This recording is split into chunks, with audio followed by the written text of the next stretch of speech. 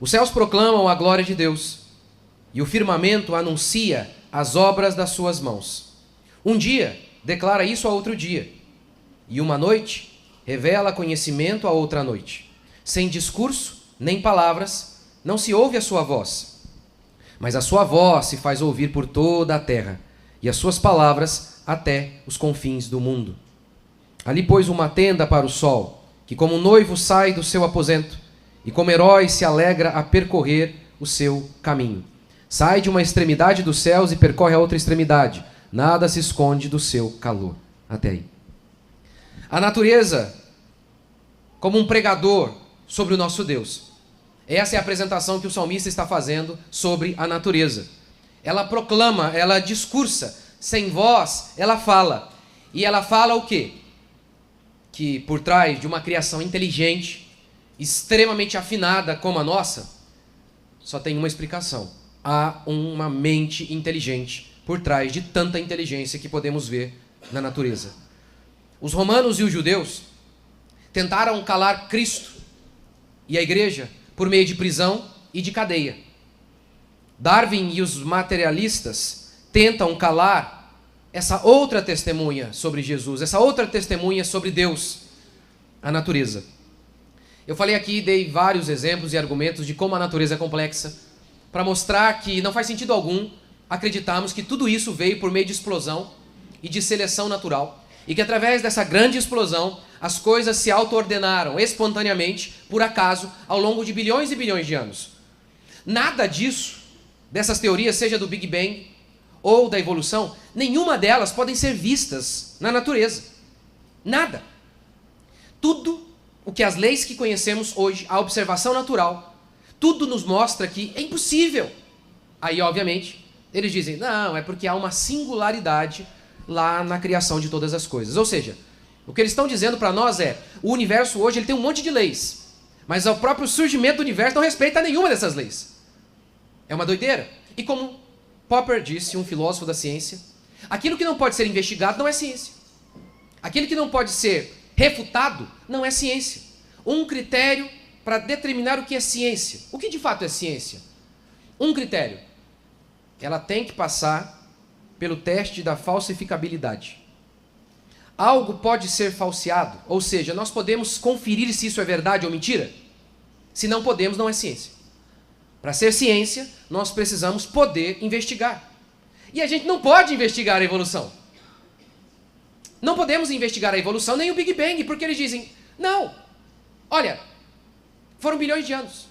Nós mostramos para eles, nós vamos ao laboratório e mostramos, nada evolui. Aquilo que nós observamos no laboratório, nada evolui. Aí sabe o que eles dizem? Não, é porque são bilhões de anos. Ora, ninguém pode observar algo por bilhões de anos, porque nós não vivemos esse tanto de tempo. Ou seja, para acreditar no darwinismo, você tem que dar um salto de fé no escuro. Isso não é ciência. Isso não é ciência de forma alguma, disse Popper em seu livro Conjecturas e Refutações. Semana passada eu falei, então, dei alguns exemplos disso. Eu falei, por exemplo, do Sol. Extremamente organizado, no lugar certo, do tamanho correto. Se ele estivesse mais longe ou mais próximo de nós, não haveria vida na Terra. Se o Sol não fosse exatamente como ele é, a água seria congelada e indisponível para uso. Olha outro processo fabuloso da natureza. A fotossíntese. Através da energia solar, os organismos, eles transformam essa energia em glicose. E é isso que os mantém vivos. Tudo isso através do nada. Toda essa organização meticulosa através do nada. Faz sentido. E a Lua? Olha, isso aqui é uma matéria super interessante. Se a Lua se afastasse da Terra, um pouco só. Olha o que declara uma revista científica não cristã. Dias de 48 vezes mais longos. À noite, todos morreriam de frio. De dia, ninguém suportaria o calor. No litoral, ventos de 200 km por hora.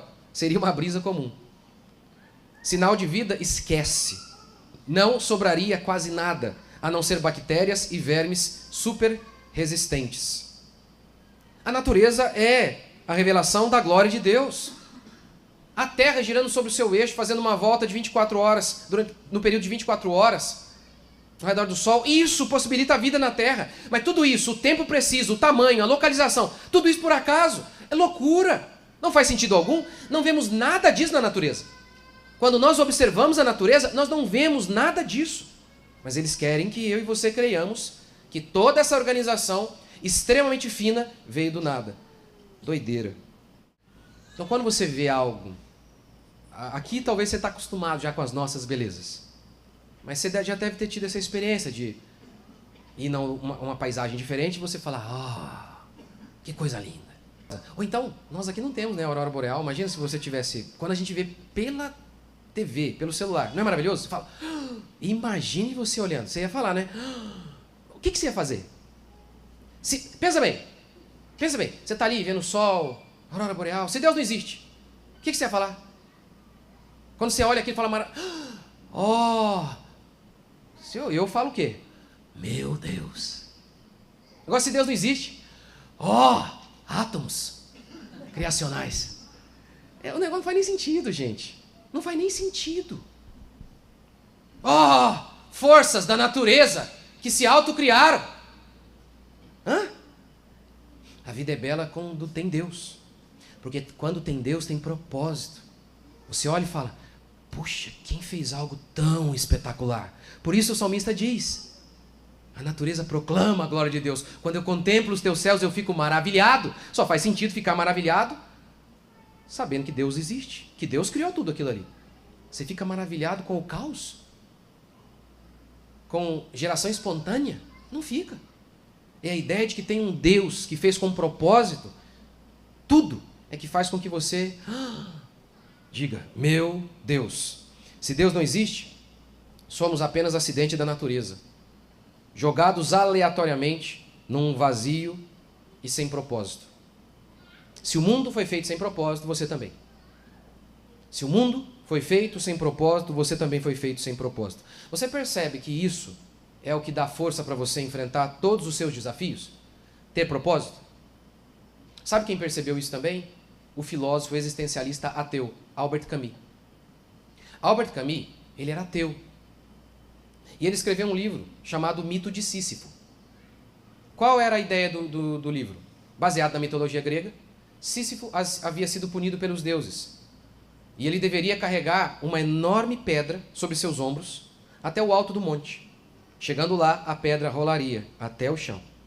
E ele faria aquilo eternamente. Essa é a base do livro. O que significa isso? Quando você tem uma pedra para carregar, mas você tem um objetivo, você suporta. Mas se não tem propósito, você não aguenta, é uma tortura, é pior que o inferno. Essa foi a punição que os deuses deram a Sísifo. O sofrimento dele não teria fim, não teria um propósito. A gente sofre e a gente aguenta o sofrimento. Nós aguentamos carregar pedras porque nós vislumbramos algo lá na frente. Mas quando a gente não tem propósito, é só o sofrimento pelo sofrimento. Albert Camus diz, a tendência é ao suicídio. E o livro inteiro dele é sobre essa temática. Por quê? Porque o que Albert Camus dizia? Olha, a falta de crença em Deus leva o homem à falta de propósito, que leva o homem ao suicídio, dizia Albert Camus. Ele era ateu e ele percebeu essa tendência humana. E aí ele dizia, olha, o livro é para dizer o seguinte, olha, vocês não precisam inventar Deus para inventar propósito que dá força para vocês aguentarem o dia a dia. Vocês não precisam disso. Há uma maneira de não crer em Deus e mesmo assim conseguir viver. E aí ele dá os seus motivos lá, que são falsos e errados, mas ele notou isso.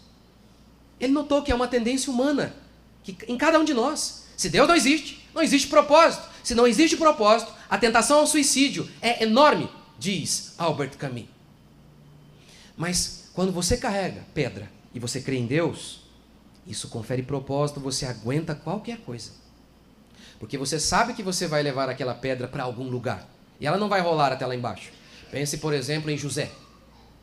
José foi vendido como escravo por seus irmãos. Depois de muitos anos carregando uma pedra, ele deixou aquela pedra no chão, se tornou governador do Egito, e através disso, Deus salvou toda a família dele. Toda a família dele. Ou pense então em Jó. Jó carregou muitas pedras. Jó perdeu todos os seus filhos. Jó perdeu todos os seus bens, Jó ficou doente.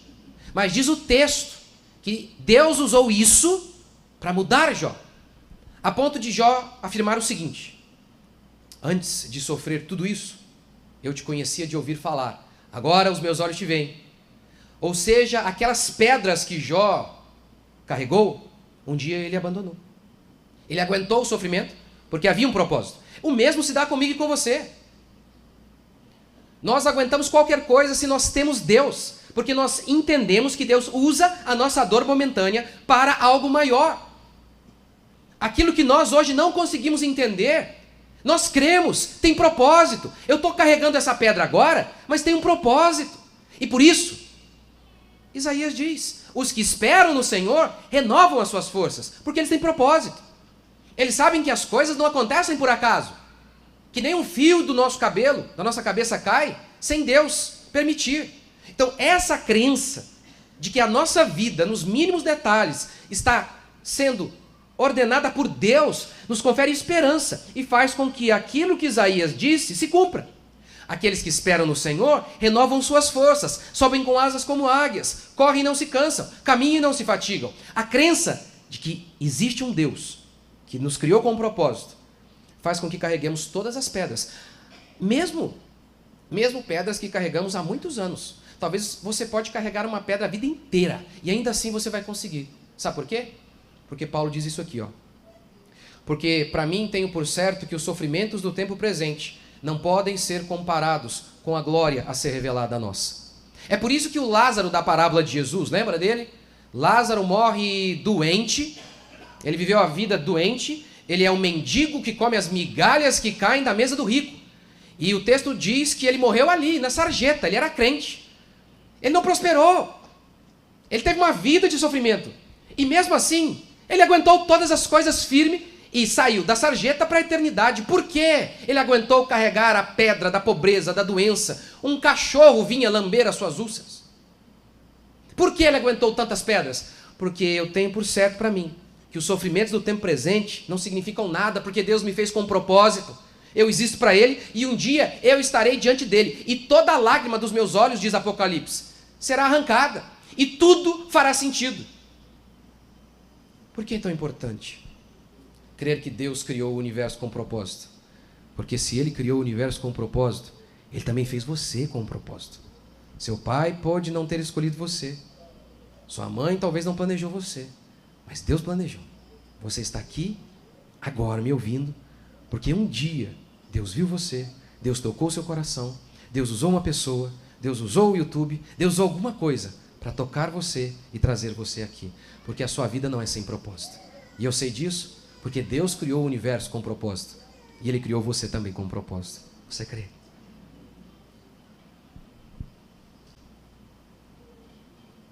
Terceiro, e eu acho que último. Sem desculpas. Tá certa essa minha frase? Sem desculpas para crer. Não, para não crer, tá certo. Você não tem desculpas para ser incrédulo. A primeira agência missionária é a criação. Antes de Deus enviar os seus apóstolos aos confins da terra, Ele enviou o sol. Ele enviou os astros. Por todos os lados. A estrela percorre o seu caminho como o apóstolo Paulo percorreu para pregar o evangelho. As estrelas também. Ele está dizendo aqui, olha, o sol percorre. Olha, está vendo como que os astros percorrem o seu caminho para anunciar que Deus existe? Paulo, em Romanos 1, declara que a humanidade é indesculpável. Ele diz assim: a ira de Deus se revela do céu contra toda impiedade e perversão dos homens que detêm a verdade pela injustiça. Porquanto o que de Deus se pode conhecer é manifesto entre eles, porque Deus lhes manifestou. Porque os atributos invisíveis de Deus, o seu eterno poder como a própria divindade, claramente se reconhecem desde o princípio do mundo por meio das coisas que foram criadas. Você pode conhecer a Deus, diz Paulo, os atributos invisíveis de Deus por meio das coisas que foram criadas. Que atributo invisível? Por exemplo, o seu poder. Você pode supor, por dedução lógica, que Deus é todo-poderoso por meio das coisas que foram criadas. Atributo invisível de Deus. Esse é um atributo invisível dele. Eu consigo ver até a ira de Deus. Me mandaram ontem, eu nem sei se Era uma montagem, mas me mandaram ontem uma imagem lá do furacão. Que eu nem sei se era também um furacão lá, o Milton lá. Nome tadinho do Milton, nem é um nome que combina, né? Milton, nada a ver. Milton é uma pessoa tão boa, né? Milton, não dá uma ideia de uma pessoa, um velhinho, gente boa. Milton. Mas enfim. E aí me mandaram lá a imagem. Gente, negócio assustador. Assustador. Você já deve ter visto. Um dia lá, dependendo do ambiente em que você está, aquele barulho de vento que, meu amigo, quando você era criança, você ficava apavorado, não? É ou não é? Até a noite também às vezes simboliza isso, as trevas. Na Bíblia a gente vê isso, trevas. Sempre simbolizada como noite.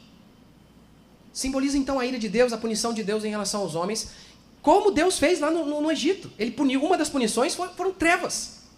A gente pode ver pela natureza também o lado sombrio de Deus, no sentido de que Deus pune, de que o homem fica apavorado ao ver Deus. Vocês já fizeram isso aqui?